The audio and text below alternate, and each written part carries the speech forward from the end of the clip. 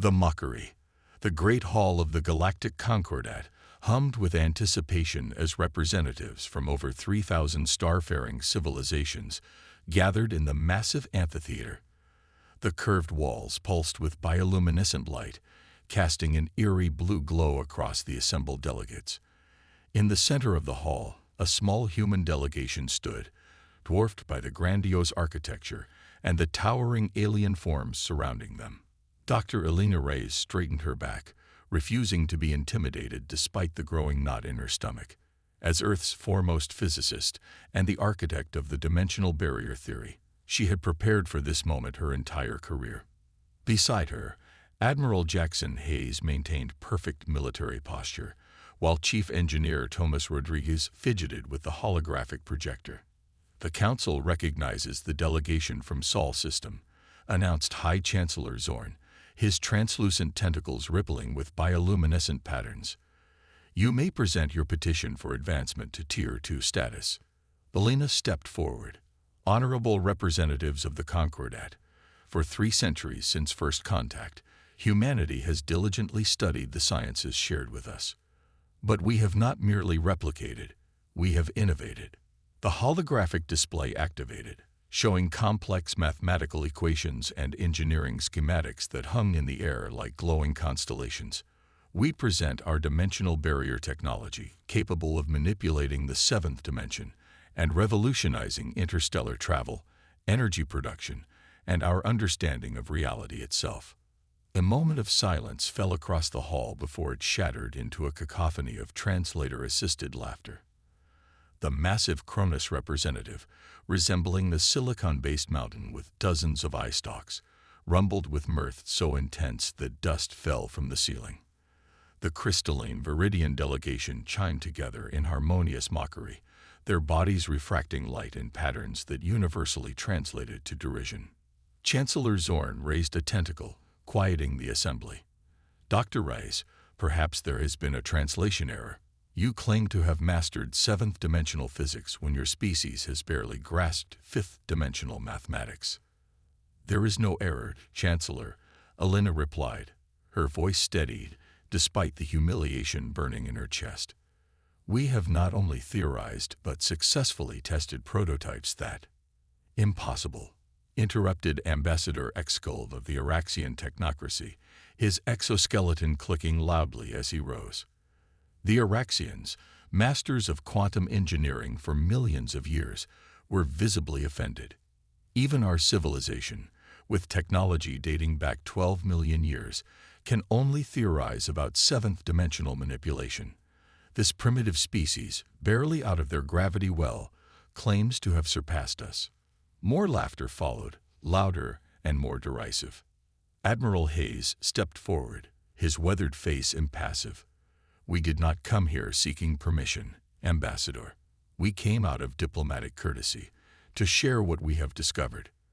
"A courtesy we acknowledge," Chancellor Zorn replied, amusement still evident in his bioluminescent patterns. "But the Concordat cannot recognize achievements that defy established scientific consensus. Perhaps in another century, when humanity better understands the limitations of physics." "Limitations." Elena couldn't contain her frustration. "That's exactly what we've overcome. Our technology doesn't just theorize 7th-dimensional space. It actively manipulates it. We can demonstrate." "That won't be necessary," Chancellor Zorn interrupted. "The Council has deliberated. Humanity's petition for advancement is denied. Furthermore, we advise caution in pursuing technologies beyond your comprehension. For your own safety, a monitoring delegation will be assigned to Sol System to ensure compliance with Concordat safety protocols." Elena felt her face flush with anger and humiliation. 3 years of preparation, decades of research, centuries of human innovation, all dismissed with patronizing concern. As they were escorted from the hall, the laughter followed them, echoing through the corridors. Engineer Rodriguez muttered curses in Spanish, while Admiral Hayes maintained rigid silence. Only when they reached their shuttle did the Admiral finally speak. "They're afraid," he said simply. Elena looked up in surprise. "Afraid? They were mocking us."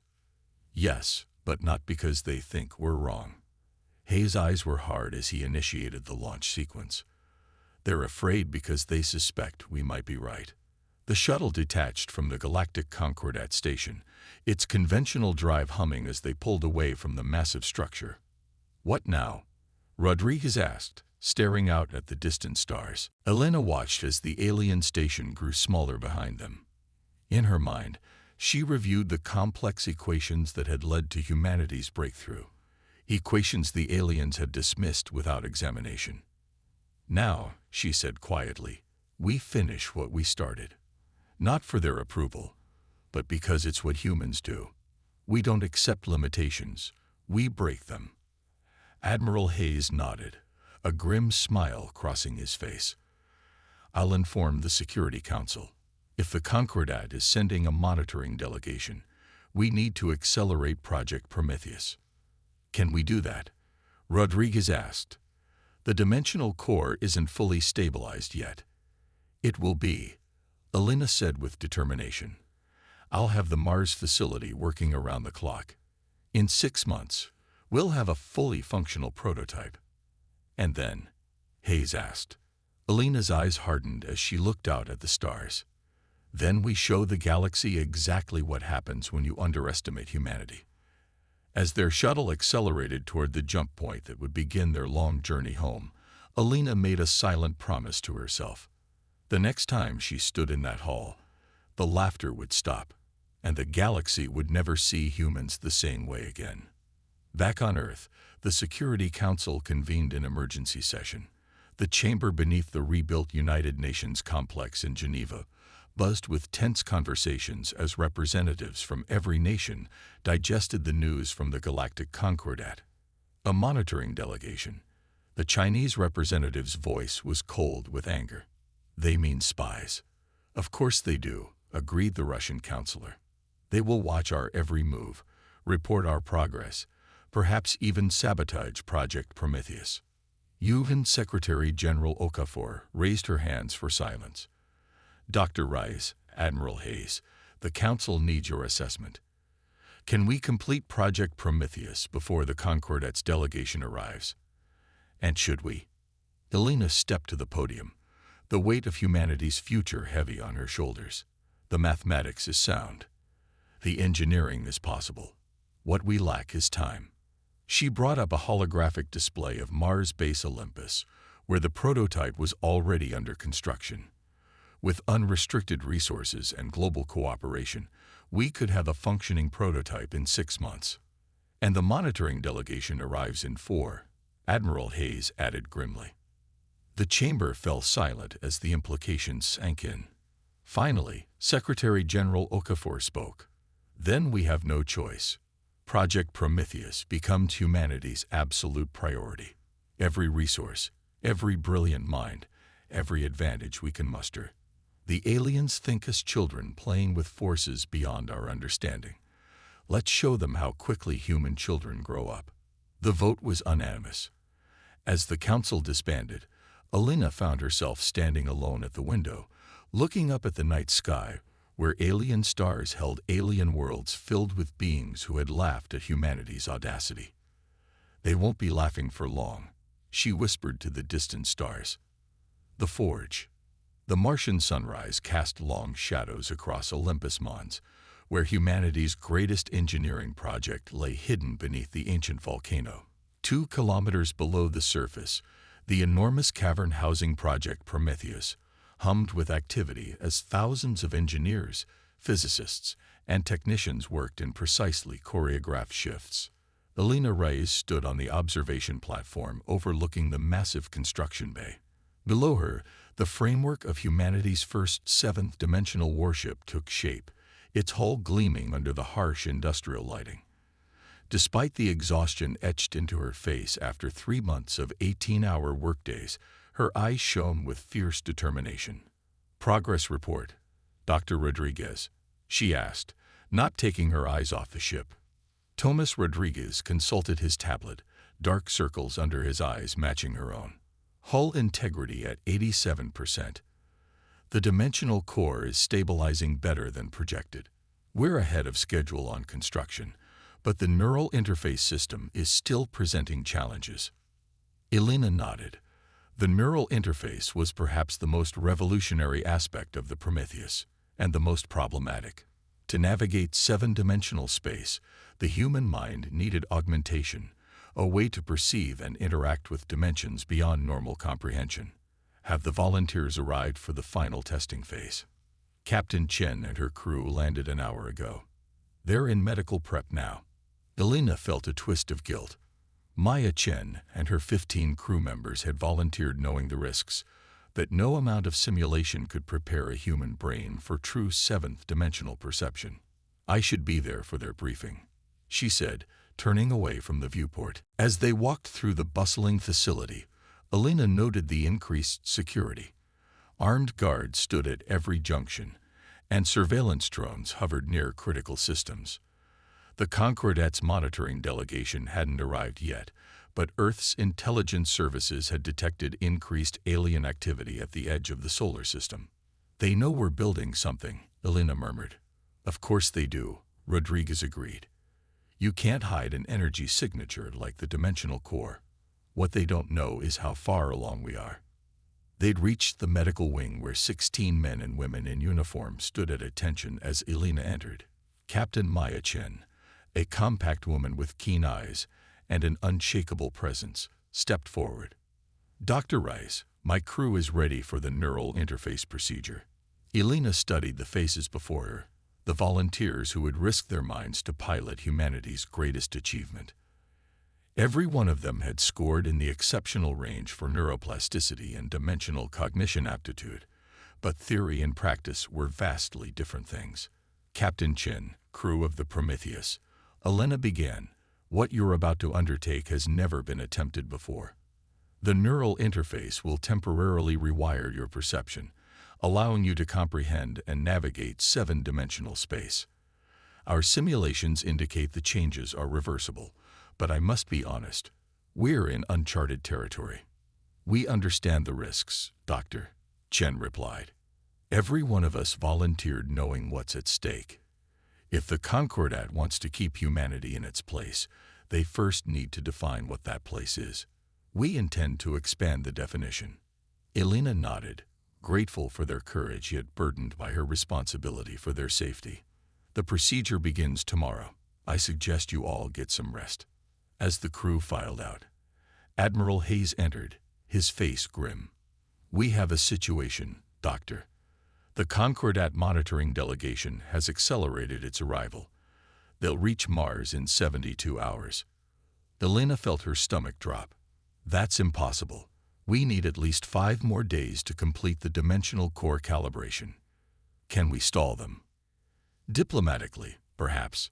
The Earth Council is filing formal protests about the early arrival, claiming it violates the notification protocols. Hayes' expression suggested how effective he thought such protests would be. And unofficially, Elena asked, we've activated the outer system defense grid. Nothing that could be construed as aggressive, but enough to slow their approach. It might buy us an extra day. Elena calculated rapidly. If we run the calibration sequences in parallel instead of sequentially, we might be able to complete them in time.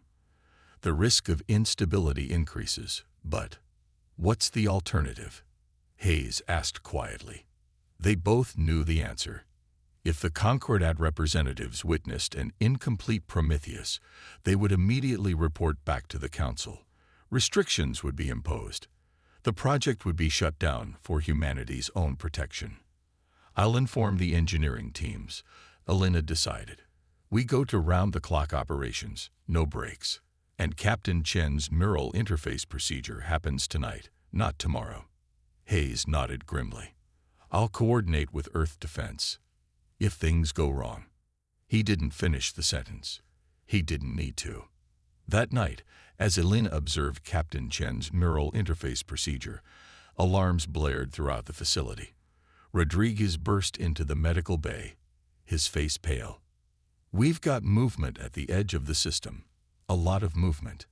Elena hurried to the command center, where the main display showed dozens of alien vessels crossing the heliosphere. These weren't diplomatic shuttles.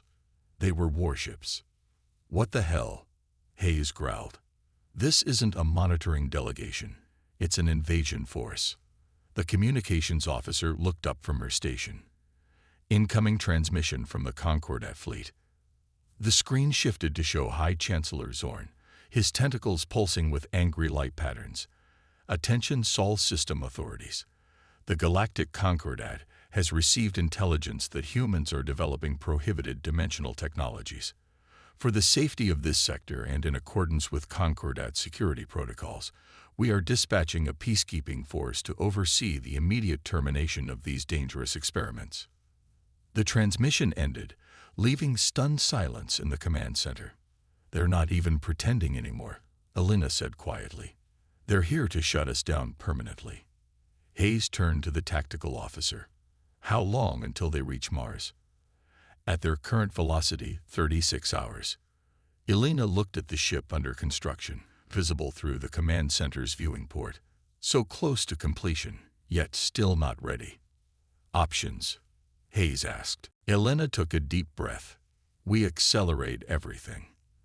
The dimensional core activation, the neural interface integration, the weapons systems, all of it. We launch in 35 hours. That's insane, Rodriguez protested. The core calibration alone needs at least 48 hours of testing. We don't have 48 hours, Elena replied, her voice steady despite the fear coursing through her. Either Prometheus flies tomorrow, or it never flies at all. Hayes studied her for a long moment, then nodded. I'll inform Earth Council. As of this moment, we're on a war footing. As the command center erupted into activity, Elena returned to the medical bay where Captain Chen lay unconscious, the neural interface already beginning to rewire her perception. Electrodes monitored her brain activity as her mind adapted to comprehend dimensions beyond human experience. I'm sorry, Elena whispered. We've run out of time. When you wake up, the war will have already begun. Outside in the void of space, the Concordat fleet advanced, their weapons powered, their message clear. Humanity had reached too far, too fast. They would be contained, by force if necessary. But they had miscalculated. They had expected compliance, not defiance. They had expected fear, not determination. Most of all, they had failed to understand the one truth that defined humanity throughout its violent history. Nothing was more dangerous than a cornered human. The breaking point. The Martian facility trembled under the strain of accelerated preparations. Warning lights flashed across every monitoring station as engineers pushed systems far beyond their safety margins. In the heart of the massive construction bay, Prometheus hung suspended in its launch cradle, power conduits feeding the dimensional core that pulsed with otherworldly energy. Elena hadn't slept in 30 hours. Her vision blurred as she studied the core diagnostics, willing the calibration sequence to complete faster. Behind her, Rodriguez coordinated teams rushing to install weapons systems that had been scheduled for later phases. Core stability at 73%, the system announced. Caution, minimum recommended launch stability is 85%. Elena ignored the warning. With each passing hour, the Concordat fleet drew closer to Mars. Earth's outer system defenses had engaged the advanced scouts, but the main fleet continued its relentless approach. The medical bay doors slid open, and Captain Maya Chen walked in, followed by her 15 crew members. Their eyes held a strange, distant look, the neural interfaces already altering their perception. Dr. Reyes, Chen said, her voice oddly modulated, as if speaking from multiple locations simultaneously. We're ready. Elena studied them with concern. The neural interfaces had been activated ahead of schedule, before full integration testing could be completed.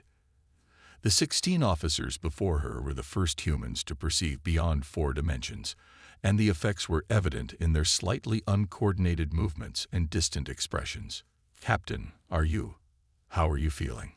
Chen tilted her head, considering. Different. I see. More. It's difficult to describe. She gestured, her hand seeming to leave faint traces in multiple positions simultaneously. Reality isn't as fixed as we thought.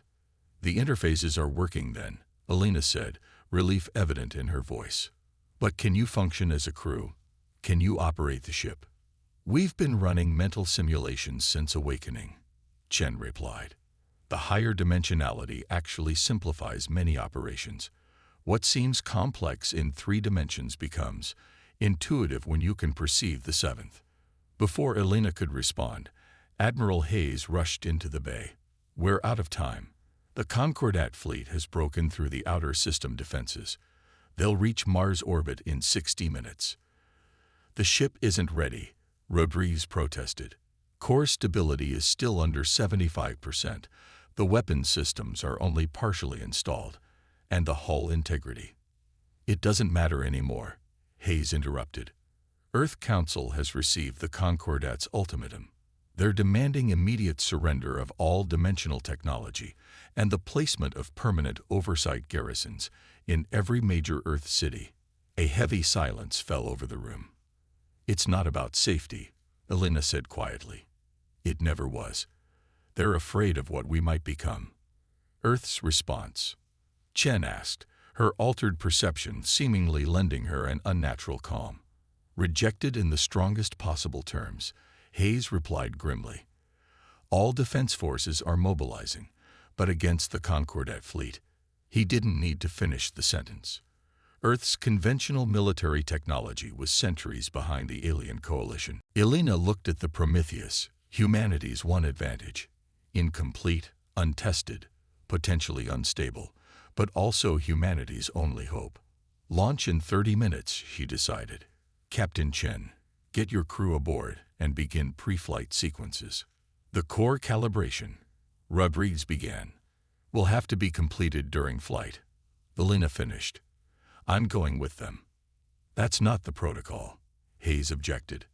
The protocol was for a completed ship launching after full testing, Elena countered. The dimensional core is my design. If it needs adjustments during flight, I'm the only one who can make them. Hayes wanted to argue further but recognized the logic. I'll coordinate the defensive action from Mars Command. Try to buy you some time. He turned to Chen. Captain, your orders are simple. Demonstrate the capabilities of 7th dimensional technology to the Concordat in whatever manner you deem most effective. Chen's altered eyes seemed to look through Hayes rather than at him. Understood, Admiral. We will show them exactly what humanity has achieved. As the crew boarded, final preparations accelerated to a frantic pace. Essential supplies were loaded, systems brought online, and launch protocols initiated. Elena found herself in the core monitoring station, surrounded by displays showing alarmingly unstable readings. We should have had more time, Rodriguez said, helping her secure the final connections. The mathematics is sound, but the engineering. We'll have to catch up, Elena finished. It's what humans do, Thomas. We adapt. The facility's alert system activated, a harsh klaxon echoing through the caverns. Attention all personnel. Concordat vessels entering Mars orbit. Defensive measures engaging. That's our cue, Elena said, sealing the access panel. Get to the evacuation shuttles. If this doesn't work, it will work, Rodriguez interrupted, embracing her briefly. Make them eat their laughter, Elena. Minutes later, she strapped into a seat on Prometheus's bridge, surrounded by Captain Chen's crew at their stations. Despite their altered perception, they moved with increasing coordination, their neural interfaces adapting rapidly. Core stability at 68%, the ship's AI announced. Caution, launch not recommended. Override safety protocols, Chen ordered. Initiate launch sequence. Above them, the massive doors of the Mars facility began to part, revealing the dust-red Martian sky. Distant flashes indicated orbital combat as Earth's defensive platforms engaged the Concordat vessels. All stations report ready, First Officer Cato announced, his fingers dancing across controls in patterns that seemed to leave brief afterimages. Dimensional drive on standby, Lieutenant Park added. Core containment holding, but fluctuations are increasing. Chen looked back at Elena. Doctor, this is your moment. Humanity's moment. Elena nodded, her throat tight with emotion. 300 years of being patronized by the galactic community. 3 centuries of being treated as primitive curiosities. All leading to this moment of defiance. Launch, Chen ordered. Prometheus rose from its cradle, conventional thrusters propelling it upward through the facility's massive doors. As it accelerated toward the Martian atmosphere, the ship's sensors detected multiple targeting locks from Concordat vessels. "We're being painted by weapons systems," Keto reported calmly. "Concordat battlecruiser launching interceptors." "Let them come," Chen replied. "Activate dimensional drive." Park hesitated, glancing at Elena. Core stability still below minimum threshold. "Do it," Elena ordered, overriding her fear. "Now." Park's fingers danced across the controls, initiating the sequence that humanity's greatest minds had worked decades to perfect. The dimensional core's hum rose to a pitch that seemed to vibrate through multiple realities simultaneously. "Dimensional barrier breaching," Park announced, his altered perception allowing him to monitor systems no conventional human could comprehend. 7th dimensional aperture forming. On the view screen, space itself seemed to fold inward around the ship, light bending in impossible ways. The pursuing Concordat vessels fired, their energy weapons streaking toward Prometheus. "Shifting now," Chen ordered. The dimensional drive activated fully. Reality seemed to hiccup. The weapons fire that should have struck Prometheus passed through empty space as the ship shifted. Not forward or backward, not up or down, but in a direction that conventional language lacked words to describe. The Prometheus moved laterally through dimensional barriers, existing simultaneously in multiple states of reality. From the Concordat fleet's perspective, the human vessel simply vanished, only to reappear simultaneously in 7 different positions around Mars. Each manifestation was solid, real, and fully armed, the same ship existing in multiple dimensional phases at once. Inside Prometheus, the crew experienced something no human had ever felt before. Through their neural interfaces, they perceived the higher dimensions directly, saw the universe not as a 3-dimensional construct, but as a complex, folded hypersystem of interconnected realities. "It worked," Elena whispered, awestruck despite having designed the system herself. The mathematical models hadn't prepared her for the beauty of 7-dimensional space, for the elegant complexity of reality's true nature. Captain Chen's voice came as if from everywhere and nowhere at once. "All stations, report." "Weapons online," came the reply. "All 7 manifestations combat ready." "Core stability increasing," Park added with surprise. "The dimensional resonance is actually strengthening the containment field. We're at 82% and climbing." Chen turned to Elena, her altered eyes reflecting patterns that shouldn't exist in 3-dimensional space. "Your orders, Doctor. Earth Council granted you override authority for this demonstration." Elena looked at the tactical display showing the Concordat fleet, their sensors frantically scanning the 7 manifestations of Prometheus, their commanders undoubtedly reporting the impossible back to the Galactic Council. "Take us to the Concordat flagship," Elena decided. It's time they learned what happens when you underestimate humanity. As Prometheus's 7 manifestations converged on the massive alien vessel, Elena knew the galaxy would never be the same. Humanity had not just broken the dimensional barrier. They had shattered the power balance of an entire civilization. And somewhere in the Galactic Council chamber, the laughter had stopped. Dimensional awakening. The Concordat flagship Eternal Dominion hung in Mars orbit, its crystalline structure reflecting the distant sunlight in fractal patterns. At over 4 kilometers long, it dwarfed every vessel humanity had ever constructed, except, perhaps, for the 7 simultaneous manifestations of Prometheus that now surrounded it in an impossible formation. On Prometheus's bridge, reality itself seemed fluid. Through the neural interface, Captain Chen and her crew perceived the higher dimensions directly, watching as probability curves and quantum potentials flickered around them like living things. The ship existed in 7 places at once, each manifestation as solid and real as the others, connected through the seventh dimension in ways that defied conventional physics. Concordat flagship is scanning us, Lieutenant Cato reported, his voice echoing slightly as if coming from multiple points in space-time. Their weapon systems are active but not targeting. I believe they're confused. They should be, Elena said, studying the dimensional core readings with satisfaction. What they're seeing should be impossible by their understanding of physics. The communication system chimed. Incoming transmission from the Concordat vessel. Chen nodded, and the main view screen shifted to show High Chancellor Zorn. His tentacles writhed in agitation, bioluminescent patterns flashing in what Elena recognized as alarm patterns. Human vessel, Zorn's translator conveyed. You will power down immediately and surrender your dimensional technology. What you have created violates fundamental Concordat safety protocols and... Chancellor, Chen interrupted. We've moved beyond your protocols. Your fleet threatened our homeworld based on the false premise that humanity couldn't possibly understand seventh-dimensional physics. That premise has been disproven. The alien's translucent skin pulsed with angry colors. This demonstration changes nothing. The Concordat cannot allow an immature species to wield technology beyond their ethical development. Power down now, or what? Elena stepped into view. You'll fire on us.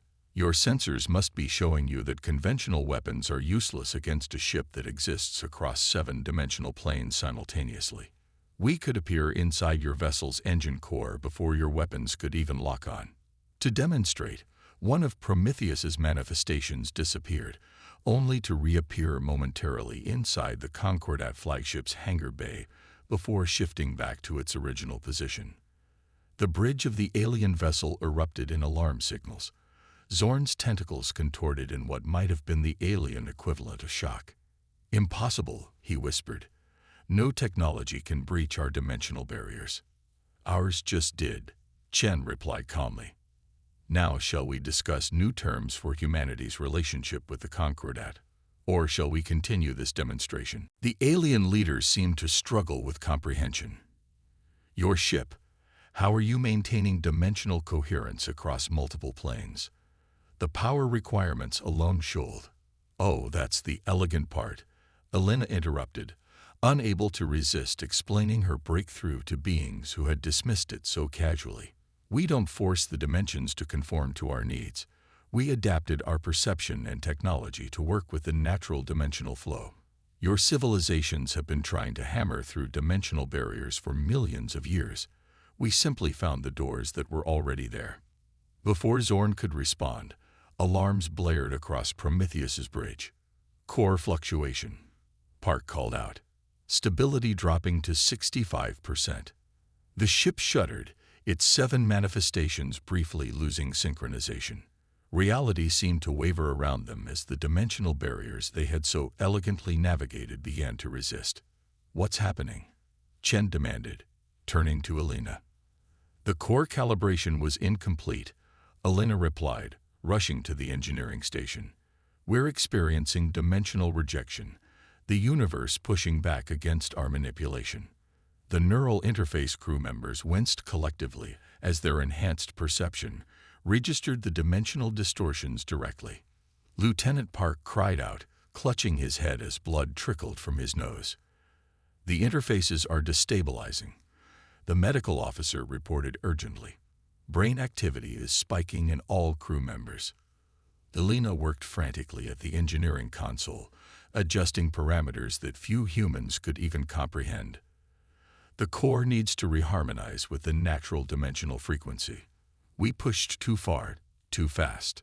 On the still open communication channel, Chancellor Zorn watched with what might have been satisfaction.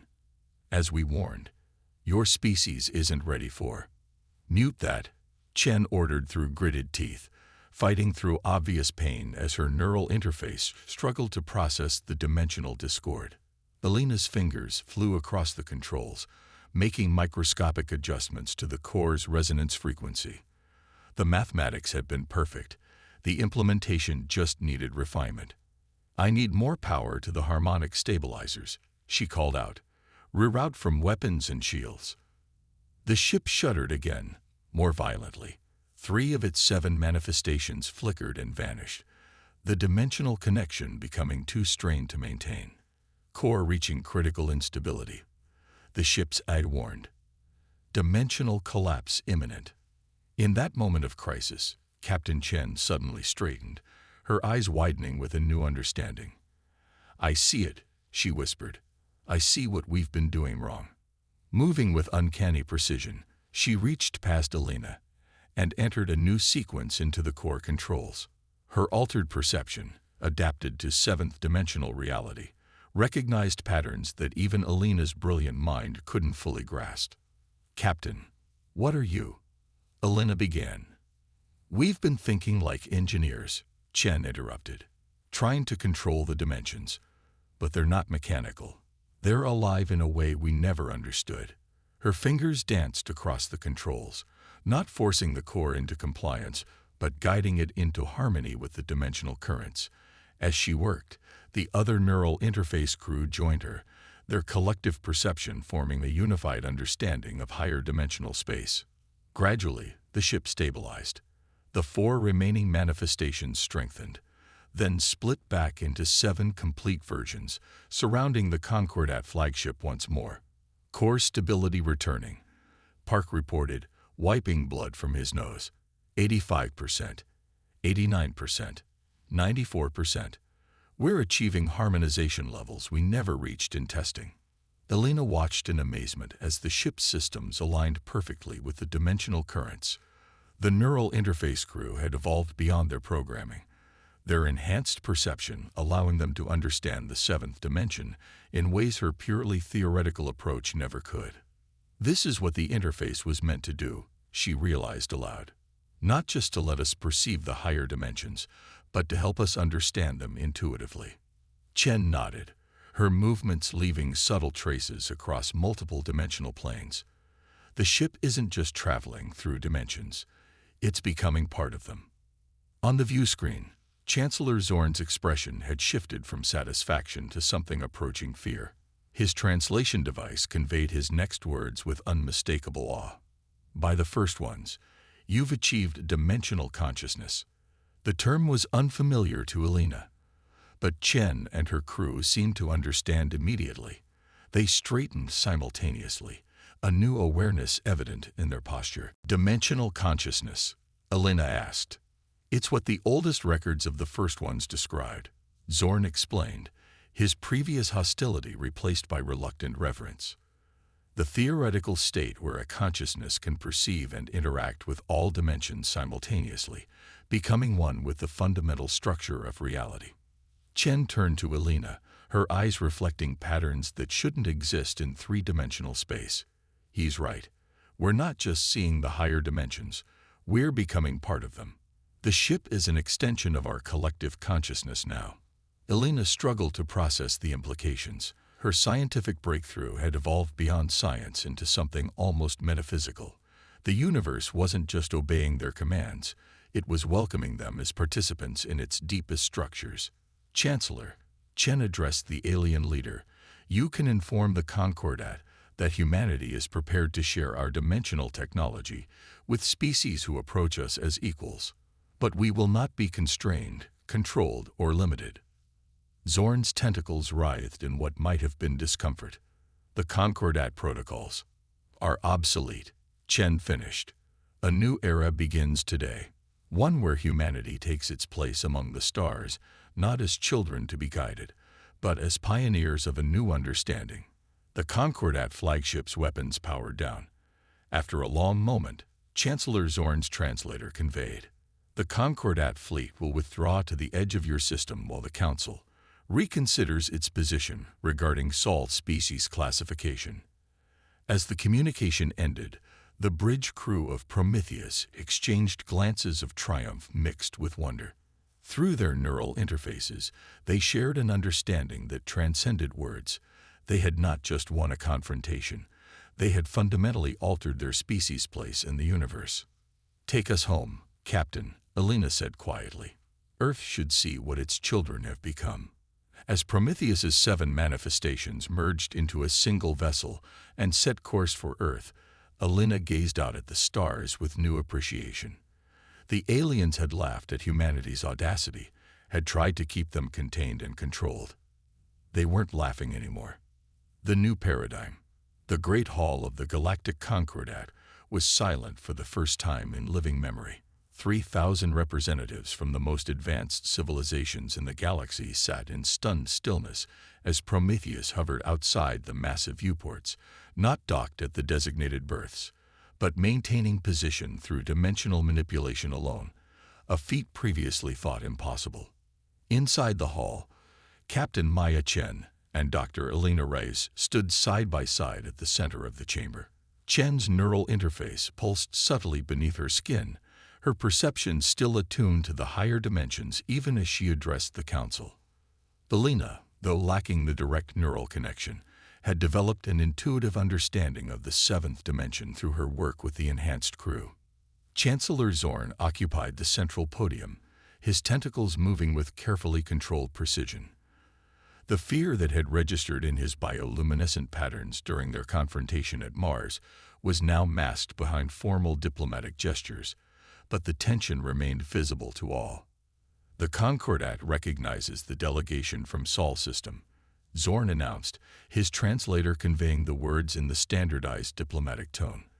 They come before us to address recent developments regarding seventh-dimensional technology. Chen stepped forward, her movements leaving ghostly afterimages across multiple dimensional planes, a subtle reminder of her altered perception. The neural interface had permanently changed her and her crew, allowing them to perceive reality in ways no other humans, or indeed, most other species, could comprehend. Esteemed representatives, she began, her voice carrying clearly across the chamber. 3 months ago, your council laughed when humanity presented theories of seventh-dimensional manipulation. Today, we return not with theories, but with proof. She gestured toward the viewport where Prometheus hung suspended. As if responding to her thoughts, the ship split into 7 identical manifestations, each one as solid and real as the others, arranged in a perfect heptagonal formation around the council station. Murmurs of astonishment rippled through the assembly.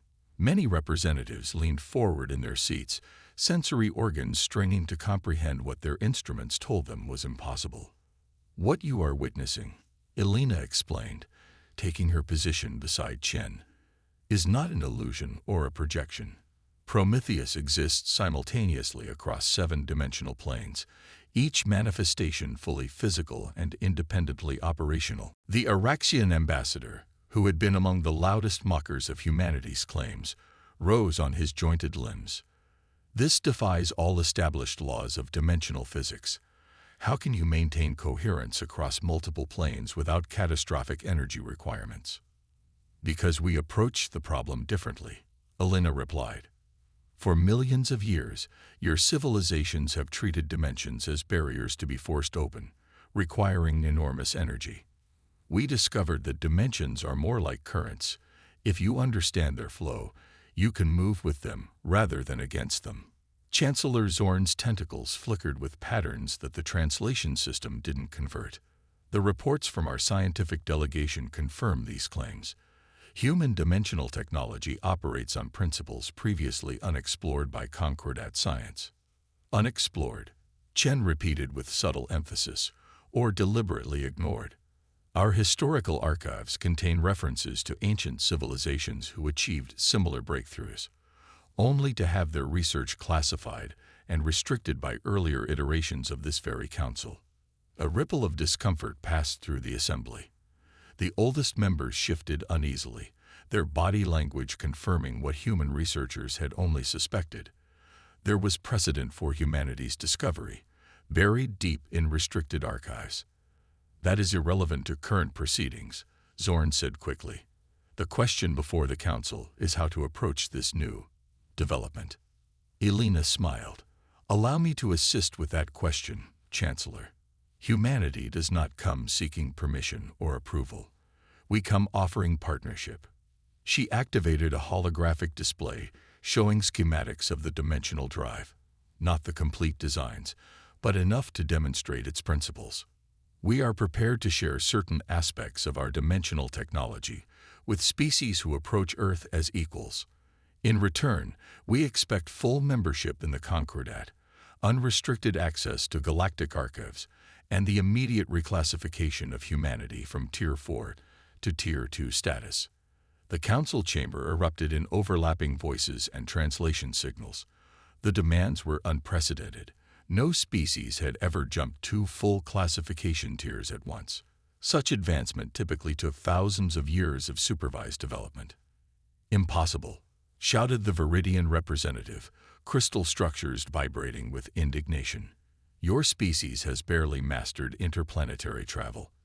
The psychological evaluation alone has been rendered obsolete, Chen interrupted calmly. The neural interfaces that allow us to perceive and navigate the 7th dimension have also accelerated our species' cognitive evolution. In the 3 months since we activated Prometheus, humanity has made more technological progress than in the previous century. To demonstrate, she raised her hand, and reality rippled around her.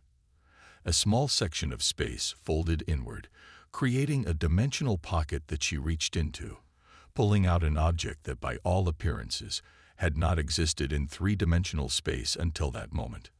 A portable dimensional manipulator, she explained, holding up the device that resembled a silver sphere with constantly shifting geometric patterns across its surface, capable of creating stable dimensional pockets for storage, communication across unlimited distances, and energy generation through dimensional current harvesting. The silence that followed was profound. Even the most advanced Concordat species required massive installations to achieve effects similar to what Chen had just demonstrated with a handheld device. Chancellor Zorn's bioluminescent patterns cycled through colors that suggested internal conflict. The Concordat must consider the implications of such technology becoming widespread. The potential for misuse is precisely why we're here, Elena interjected. Humanity has no desire to destabilize galactic civilization. We seek collaboration, not confrontation. But we will not be treated as children anymore, Chancellor. That era ended when you sent warships to our home. Several council members shifted uncomfortably at the reminder of the Concordat's heavy-handed approach, an approach that had backfired spectacularly. Admiral Hayes, who had remained silent until now, stepped forward. Let me be clear about humanity's position. We prefer peaceful cooperation, but Prometheus is not our only 7th-dimensional vessel. Earth's shipyards are producing more as we speak, each with capabilities that your military strategists are only beginning to comprehend. The implied threat hung in the air. Humanity had achieved technological parity, possibly superiority, in one crucial area. A species that could manipulate the 7th dimension could bypass any conventional defense, appear inside secure facilities, or extract energy from dimensional currents in ways that made conventional power generation obsolete. After a long silence, an ancient voice spoke from the shadows at the back of the chamber. Perhaps we should reconsider our approach. The assembly parted as High Elder Xan of the Mithrai, one of the oldest living beings in the galaxy, moved slowly toward the center. The ancient entity resembled a living shadow, its form shifting and flowing as if composed of liquid darkness. I was present, the elder continued, its voice resonating directly in the minds of all present, when the first ones discovered dimensional consciousness.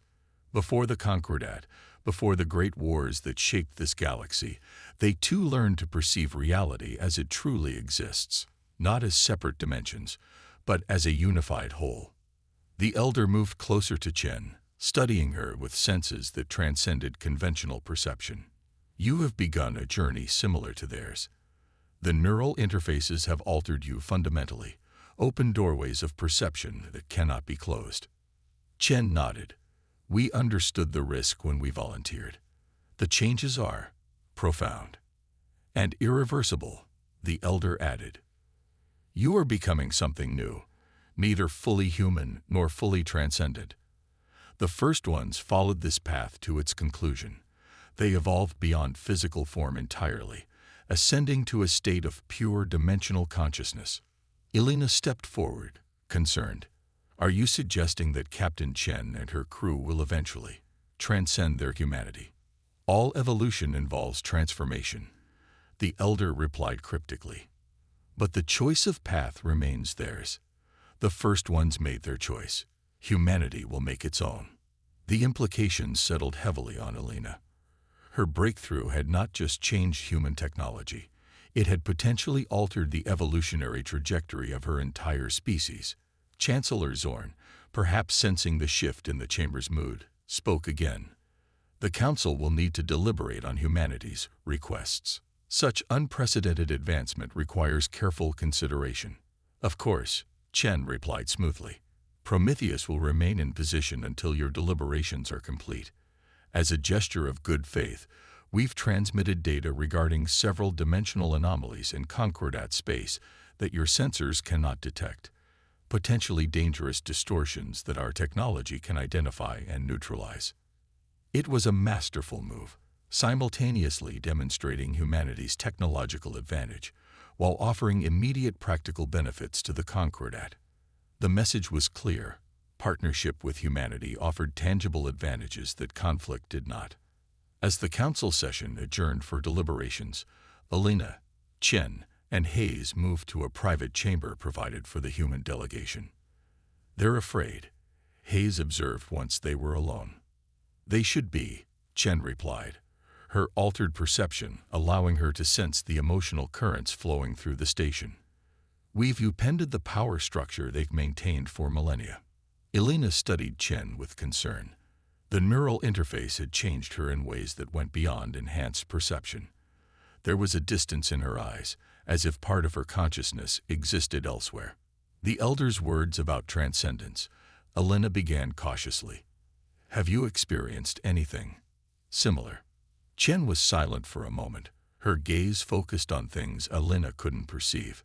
Sometimes, when I'm fully integrated with Prometheus, I can sense possibilities, pathways of existence that aren't limited to physical form. The crew feels it too. Is it dangerous? Hayes asked bluntly. Not dangerous, Chen replied thoughtfully. Just different.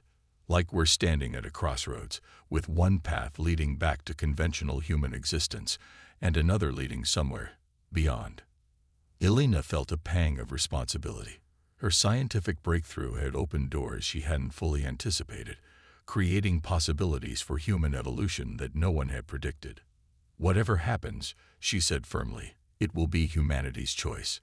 Not the Concordats, not the first ones, and not predetermined by the technology itself. We define our own path forward. Hayes nodded in agreement. And speaking of paths forward, what's our next move if the Council rejects our terms? Chen smiled, a subtle dimensional shimmer playing around her form. They won't. The data we provided about the dimensional anomalies was deliberately incomplete. They've already discovered they can't analyze or address the distortions without our technology. Right now, every scientific advisor in the Concordat is telling their representatives the same thing. Humanity's dimensional technology isn't just advanced, it's necessary. Hours later, the council reconvened. The chamber hummed with subdued conversation that fell silent as Chancellor Zorn took the central podium, his tentacles arranged in formal patterns. After intensive deliberation, he announced, the Galactic Concordat has reached a decision regarding Sol System's petition for reclassification. Elena, Chen, and Hayes stood at attention. Though Elena suspected Chen already knew the outcome, her perception likely allowed her to sense the decision before it was announced. In light of humanity's demonstrated mastery of seventh-dimensional physics, and in recognition of the potential benefits of collaborative research, the Council hereby grants Earth and its colonies provisional Tier 2 status. Murmurs swept through the assembly, some of approval, others of protest. Zorn raised a tentacle for silence. Additionally, a joint research initiative will be established to explore the applications and implications of seventh-dimensional technology, with equal representation from Earth and Concordat scientists. It wasn't everything humanity had asked for, but it was an unprecedented concession from a body that rarely compromised. Provisional status, Hayes muttered. A half measure. A beginning. Alina corrected him. 3 months ago, they laughed at us. Today, they recognize us as peers. The rest will follow. Chen stepped forward to formally accept the council's decision. As she addressed the assembly, Alina's gaze drifted to the viewport where Prometheus hung suspended in impossible configurations, its 7 manifestations a testament to human ingenuity and determination. The ship represented more than a technological breakthrough. It symbolized humanity's refusal to accept limitations imposed by others, their willingness to risk everything to forge their own path among the stars. The Concordat had tried to contain them, to keep them in their assigned place in the cosmic hierarchy. They had failed. As the formal proceedings concluded, Alina stepped close to Chen. "What now, Captain? Where do we go from here?" Chen's eyes reflected patterns from dimensions Alina could not perceive, but her smile was entirely human. "Everywhere," she said simply. "The 7th dimension connects all points in space-time. There are no more barriers, no more distances we cannot cross." She gestured toward the stars visible beyond the station's crystal walls. Out there, beyond the edges of charted space, the first ones discovered something that changed them, fundamentally. Something they found by following the dimensional currents to their source. Perhaps that's humanity's next great adventure.